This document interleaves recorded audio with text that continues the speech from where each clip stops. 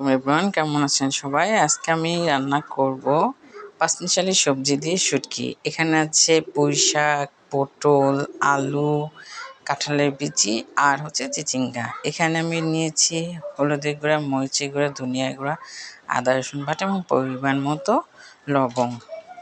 পেঁয়াজ কুচি করে নিয়েছি এবং নিয়েছি কাঁচামরিচ কুচি। আজকে শুটকিটা একটু ঝাল ঝাল করবো, তাই বেশি করে কাঁচামরিচ আর শুকনো মরিচের গুঁড়াটাও নিয়ে নিয়েছি।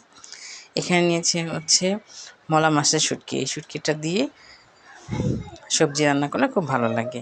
আমি কড়াইয়ের মধ্যে তেল দিয়ে পেঁয়াজ আর কাঁচামরিচটা ভেজে নিচ্ছি। এর সাথে আমি শুটকিটা দিয়ে দেব। শুটকিটা পেঁয়াজ কাঁচামরিচের সাথে তেলে ভাজলে একটু ঘ্রাণ বের হয়, খেতে মজা লাগে। এরপর আমি শুটকিটা ভালো মতো ভেজে এখানে সব ধরনের মশলাটা ঢেলে দিলাম।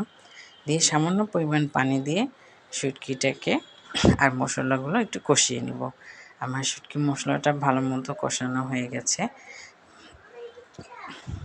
ভালো মতো কষিয়ে আমি এখানে সবজিগুলো দিয়ে দেব।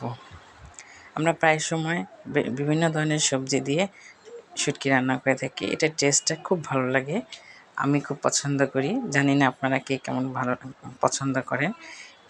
আমার এটা কষানো হয়ে গেছে, আমি এখানে পরিমাণ মতো পানি দিব। আমার আজকের এই শুটকি রান্নাটা যদি আপনাদের খুব ভালো লেগে থাকে, অবশ্যই লাইক কমেন্টস করে আমাকে জানাবেন এবং আমার ভিডিওগুলো দেখবেন। বেশি বেশি করে লাইক কমেন্টস এবং শেয়ার করবেন। ভালো থাকবেন সবাই। আসসালামু আলাইকুম।